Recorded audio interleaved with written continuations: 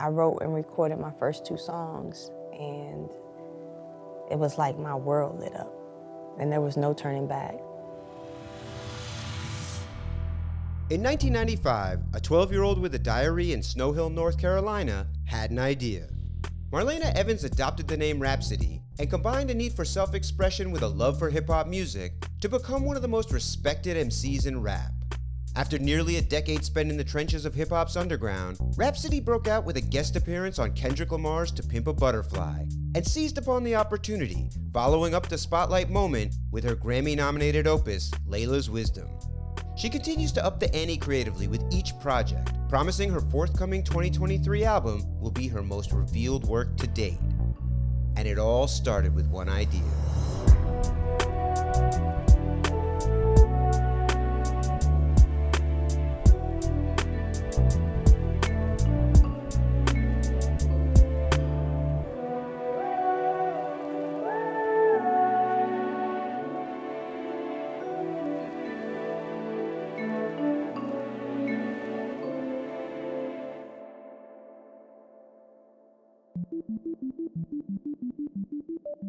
How did your parents' professional life inform your career ambitions?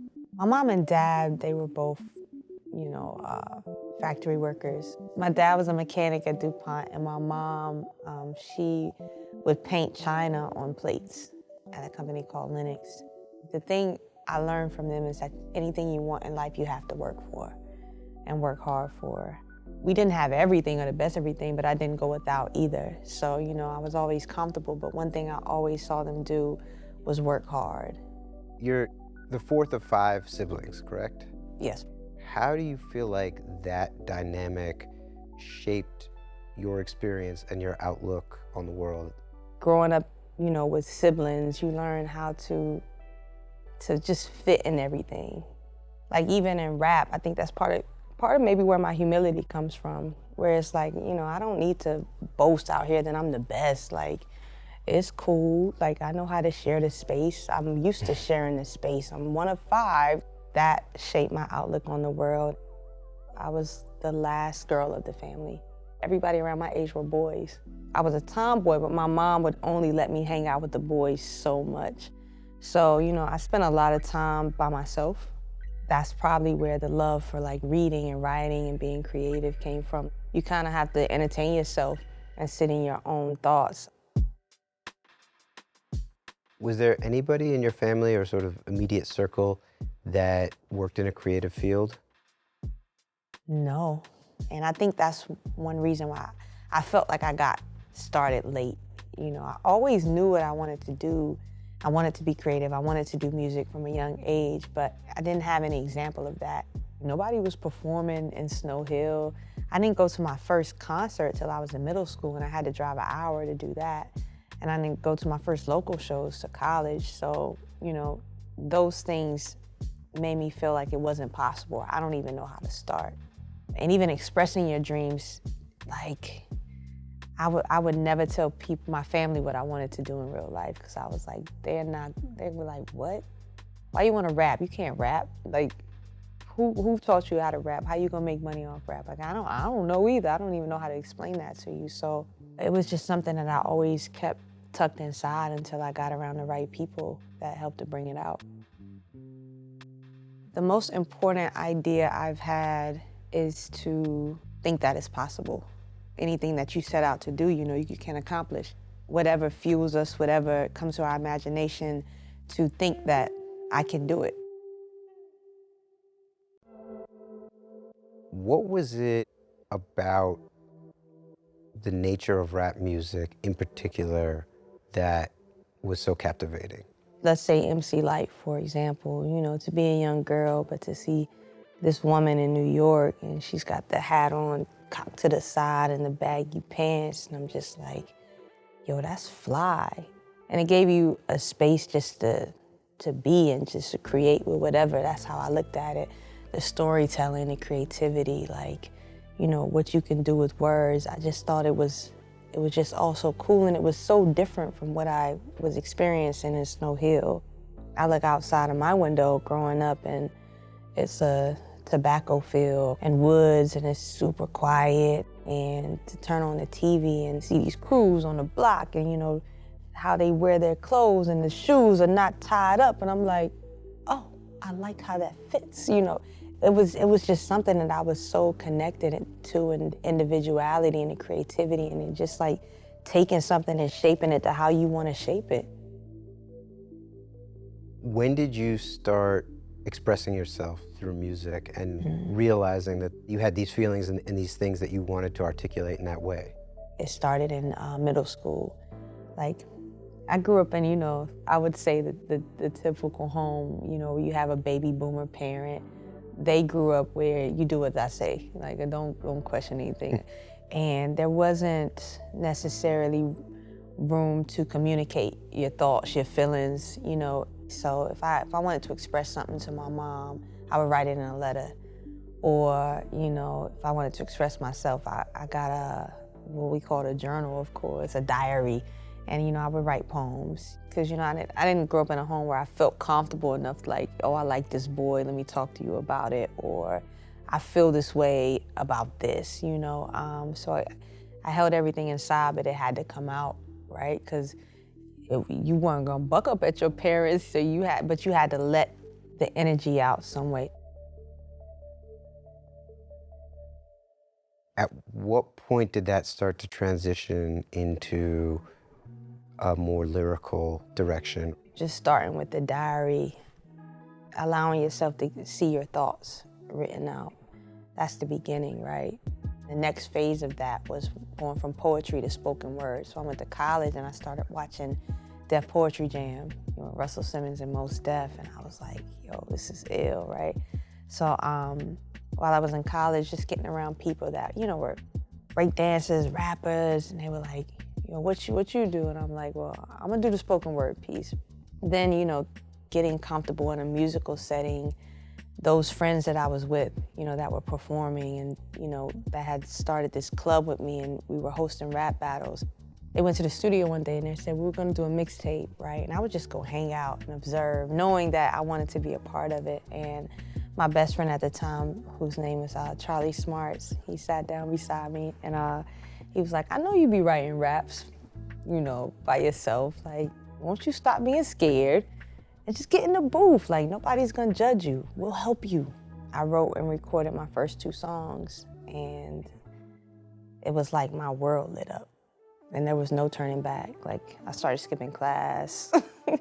I would drive to school and just park and get ready to go into class, but I would start writing in the car. That started like around the summer 2005.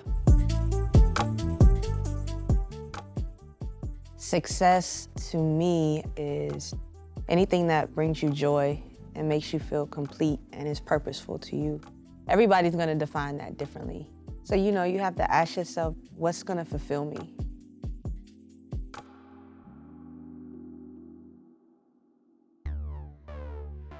In that period that you are starting to create and you're making these first songs, it's a period in hip hop where there's very limited bandwidth in terms of success. What were you looking at in terms of your path? What was your plan around sustaining yourself? I wanted the platinum plaques, I wanted the radio hits, right? But I wanted them how I knew them when I grew up, you know, watching Lauryn Hill get all those Grammys, seeing Queen Latifah's success, you know, with UNITY. There was still this belief in me like, nah, there's still space for this. Somebody has to want this, you know, somebody has to fill this space. And I think I just never let go of that idea that it was possible. I was also mentally prepared because of Ninth Wonder and Guru. They prepared me and like, yo, the path that you want to take in this day and time, for you to even break ground, it's gonna take you 7 to 10 years. I remember he telling me that and I was like, I'm gonna be how old? You know, like, but it's like, all right, let's go. How did you sustain yourself during those first, 5 years? I sacrificed, you know, at a time when I was in college and a lot of people were going to spring break and you're going to parties and all this. I would go to work, I would get off work and go to the studio. every single day, every day.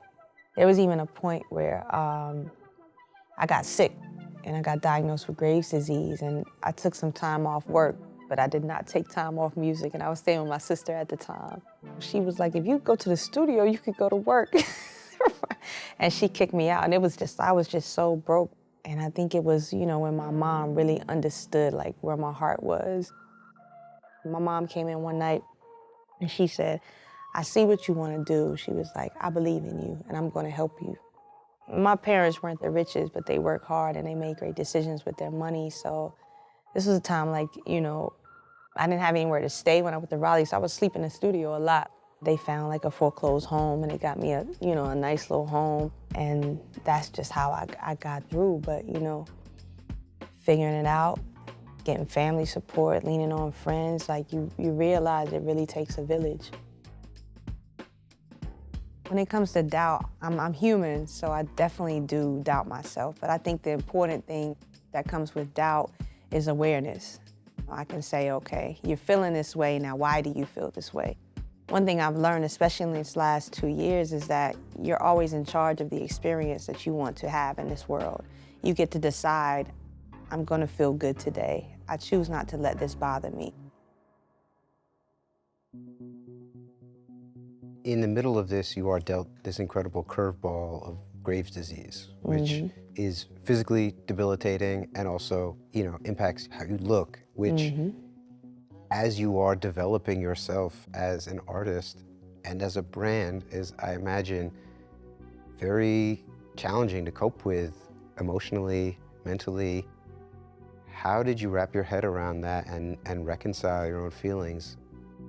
The hardest thing I think with that was the challenge of the physical appearance. Because we live in a space where it's only 10% about the music. People have to see you first before they hear you. And then you get in this space and my physical changes, right? I go from, before I got diagnosed with Graves' disease, I was hyperactive. So I didn't even know what was going on, but I lost mad weight. Like I got down to like 105, 110, and then my eyes, they had bulged so much, they was coming out of my head, and I had this big goiter. And then, you go through the treatments, and the treatments take you from hyper to hypo, right? And I'm a super energetic person, but now I'm like trying to figure out how to level out, and I don't have the energy anymore. Now I'm gaining weight crazy, my metabolism's so low, and it's just like, yo, I look crazy, right? And then you couple that with the internet, which is not a kind place, and especially to be a woman in hip hop, so you got all these things thrown at you. That took a real toll on my self-confidence and how I saw myself. A lot of days I cried, a lot of days it's just like, damn. But I just come from a family that they don't let you do that. So I might have my moment, but I'ma always bounce back on some it. It just is what it is. And so I poured everything into the music because one thing Knife always told me is people cannot deny good music. What are the qualities about yourself that you hold on to the most tightly? My heart and my humility. Just to approach everybody with love. And that's something I never ever want to lose about myself, is always approaching people and seeing the good in them. And humility, no ego. So yeah, those are the things that keep me grounded, that bring me peace, that keep good people around me. Were there moments that your confidence was shaken? Did you think about pivoting or doing something different at any point? Never. Like, I'm an 80s baby, so I grew up in the 90s, and 90s have a huge influence on me. And one thing I never liked, and what I respected about this 90s, they didn't want about that biting. It was all about being an individual. So even if I saw people, being successful at doing this and other people having cookie cutter versions of it, I never really respected that. It was always me trying to figure out, like, yo, what's wrong with people? Like, when did we become sheep? Why is there no room for balance? You telling me everybody want this? Like, y'all not bored with the same narrative? Is this all women can look like in hip hop? That's not the culture that I know. Struggling with an unexpected health crisis and a mainstream music industry unable to fully grasp her talents, Rapsody nonetheless continued to hone her craft. She stayed in the studio and created a series of renowned mixtapes that culminated in her critically acclaimed debut in 2012. This dedication paid off a couple years later in the form of a high-profile guest appearance that would set the stage for her Grammy-nominated sophomore album, Laylas Wisdom.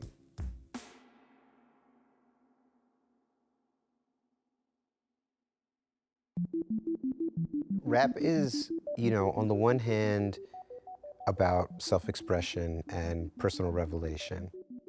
On the other hand, it is a pugilistic, competitive sport. Mm-hmm. How do you, as a very humble and thoughtful person, balance those two elements? Anything I'm good at, I'm competitive. When it came to basketball, I was a dog. Like, I would come up and hit the floor. I was talking smack. Rap humbled me. Like, this is one thing, like, it don't come as fast and as natural. But at the same time, I still had that competitive spirit, and I still wanted to be one of the best and compete with the best. I'm happy that it didn't come easy to me because it allowed me to have the humility, but at the same time, I am a natural competitor. Thinking about the era that I came up in, I came up with some dogs, like Kendrick, Lamar, Ab Soul, Nipsey, J. Cole, Freddie Gibbs, Big Crit. Like, these are my peers. So it's like, yo, what you gonna do? You wanna be the best. This is your competition right here. How you showing up? And two, I grew up with boys. So the fact that they were boys didn't scare me. I knew how to rock with boys. I played ball with boys. We would get out of the girls' practice and I would stay in practice with the varsity boys. So I was already conditioned to be like, I don't care what gender you are. That don't mean nothing to me. It was the same thing in rap. The boys respected me, but they also helped me get better too.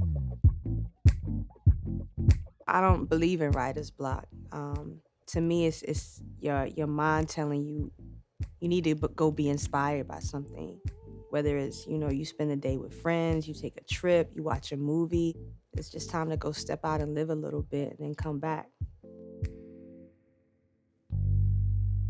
Tell me about your process of evolution.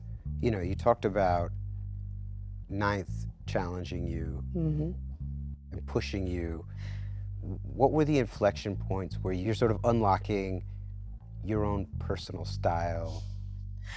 I'm laughing because it came in spurts, right? And when you said Ninth challenge you, I just remember Murs coming down to record, and he would watch me record, and he'd look at Ninth, he's like, bro, why you so hard on her? Like, it could be an ad-lib or whatever. He made me do it 20 times till I got it right. Ninth knew I had to be tough to make it. But it always came in spurts. It was never consistent. And I would always kind of revert back to, what was comfortable for me. And I think, even part of that came from feeling like, you gotta be the best. You gotta be so intricate and the cadence gotta be crazy. And it's just like, yo, relax, bro. Like, relax. You don't have to have this super crazy cadence and these super deep metaphors. Like, being ill is a lot broader than what you think. I process criticism in a few ways. I like to sit with the criticism and ask myself, where is it coming from? I take it and I think about it and I'm like, okay, how can I grow from this situation? How can I learn from this criticism?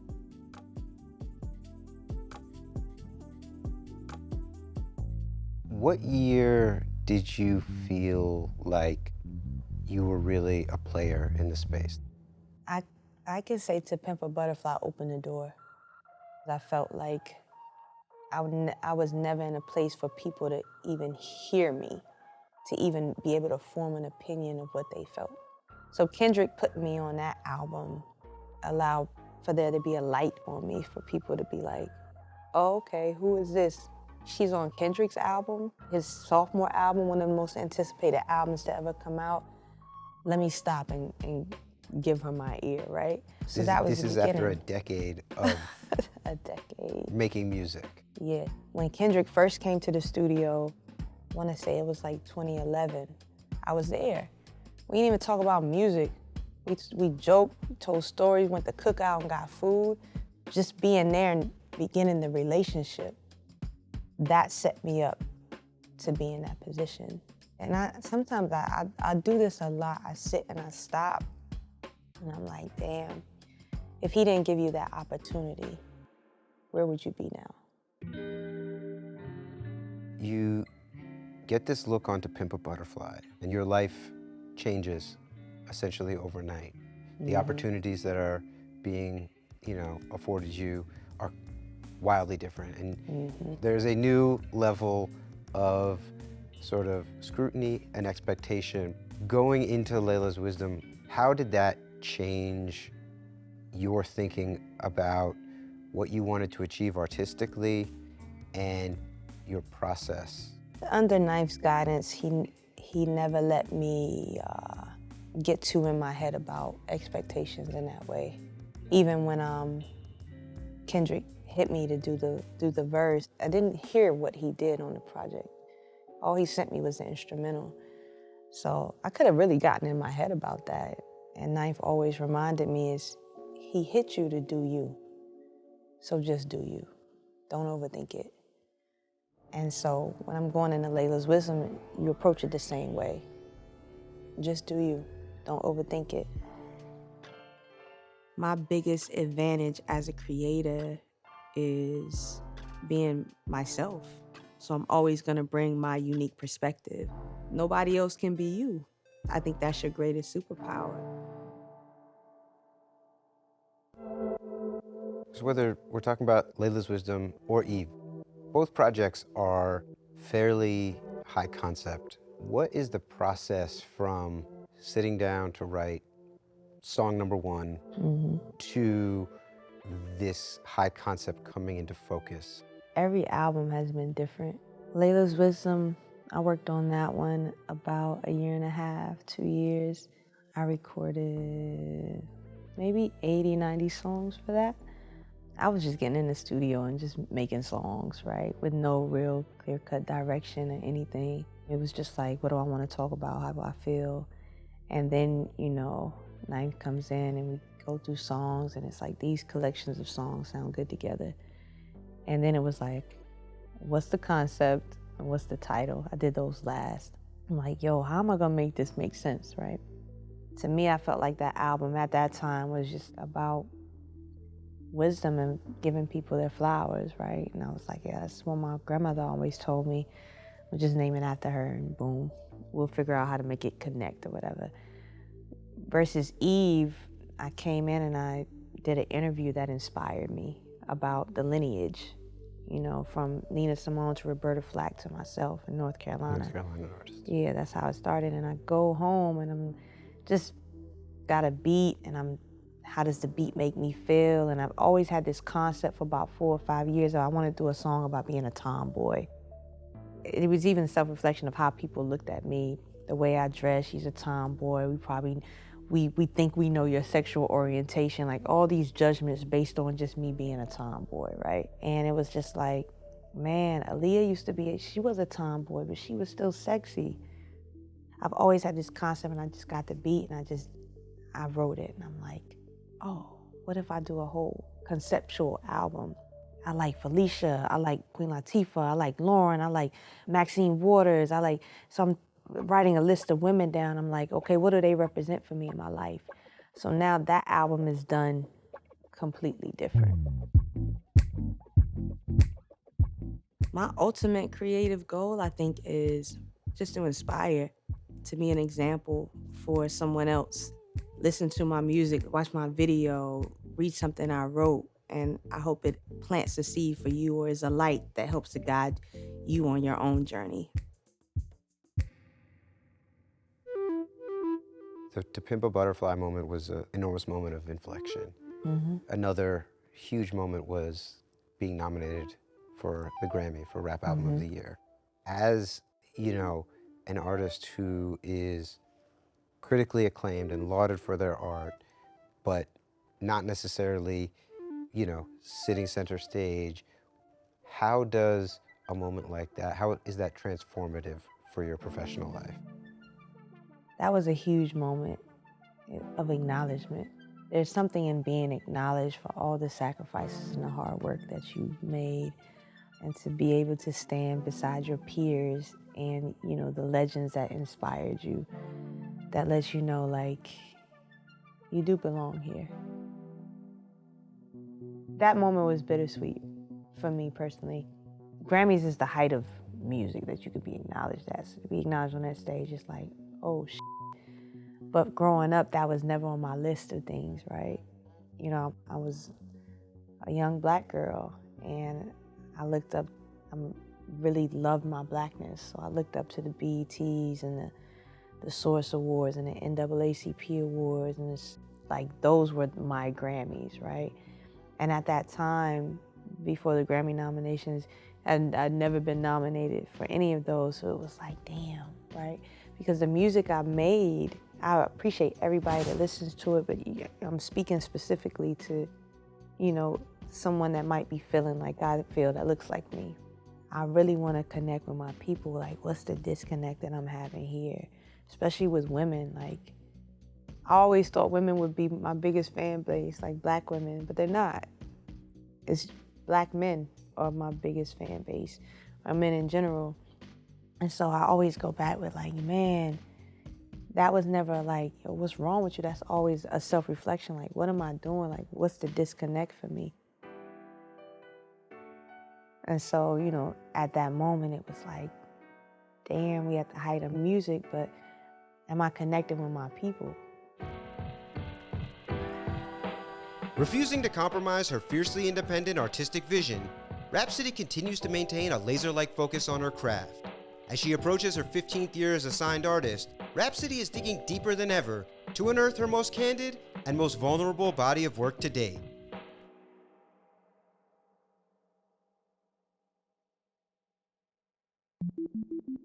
You are now 15 years into your career. The wear and tear on your mind and heart and I'm feeling it knees too. and everything else. How do you think about work-life balance, given how consequential the level of grind was to your sort of elevation and ascension? Have your feelings about that changed, and how do you manage that? I don't regret, you know, the time and the sacrifices that I did make. And I think that that balance is important, even in developing who you are as a person in your artistry. Like, I think balance is super important for your mind. I sit back sometimes and I'm just like, I'm glad I worked as hard as I did, but I do wish I had taken a little bit more time to kind of enjoy life, you know? These days I'm a lot more kind with myself and resting, taking a vacation, and trusting that you can afford to do that because you worked hard enough and you built enough solid foundation where you can give to yourself some too. I find myself like, okay, I'm gonna go out tonight. I'm not gonna record tonight. Yo, I'm gonna go on that date tonight, you know? And I've had a couple relationships the last few years, but yeah, and I feel like the music is better because of it. I have so much life that I've lived lately because I've allowed myself to have that balance, to live it, to experience things, to experience love, to experience heartbreak, joy, like all of it. This season of life is a lot more balanced. When I think about success, I hate to call anything luck, really. You make decisions, you make choices, and based on the decisions you make and the choices you make, you know, you find yourself in situations that allow you to reach a goal and be successful. It's all in how you react to whatever you're presented with or whatever experience that you have.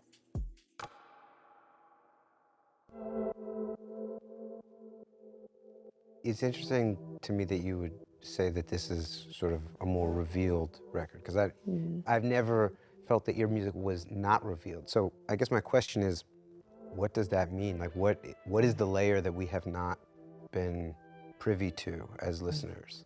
I'm so guarded in a way. Like, I give a little bit of myself, but I usually hide it in a simile, a metaphor, or I might tell in a story format and necessarily not always shine a light on me. And I went to see No ID at some point while I was making this album, just playing him records, and he was like, "We know you can rap, but what's after that?" He's like, I don't know who you are, right? So it's me diving in, like, this is who I am. These are the things that make me mad. This is what love looks like to me. This is insecurities that I have, like allowing myself to be naked and free and be human. Going through the path I've gone through, especially like when we go back to how people even reacted to my physical appearance and how harsh the internet can be like that. I'm like, I ain't telling y'all nothing, right? Y'all mean. But now it's just like, I'm just so okay and free because I've healed, or things that I haven't, I'm in the process of healing. So I'm okay just allowing myself to be, and understanding like any judgment that comes from that, it's really not about me at the end of the day. It's a reflection of the person on the other end.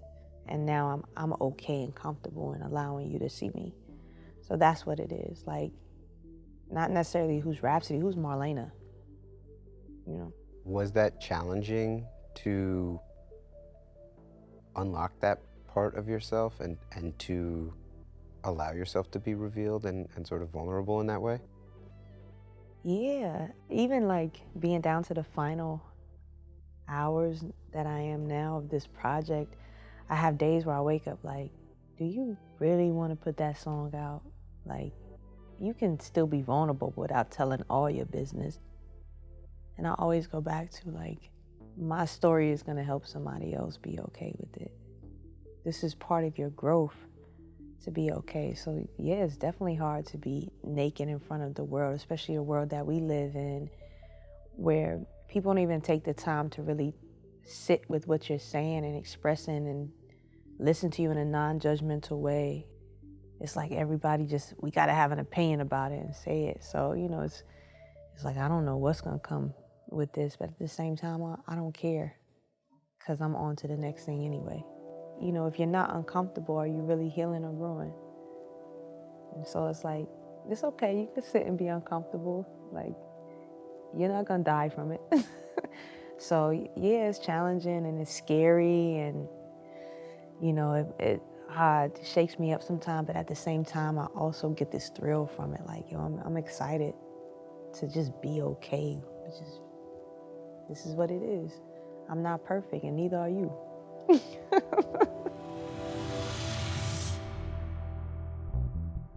Along your path, you've talked extensively about the level of discipline and the volume of just sheer hours that you've put into this, and sacrificed an enormous portion of your life to making all of this art. And you are now talking about sort of sacrificing a wall between you and the audience that is sort of your most intimate, private moments. Do you get back what you put in to all of this when the dust settles? I don't know.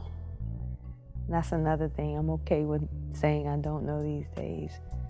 I think if I look at it from what you do get back is a type of freedom, and success in a way that, you did something that was uncomfortable. You allowed yourself to grow and be evolving and trying to learn how to do more.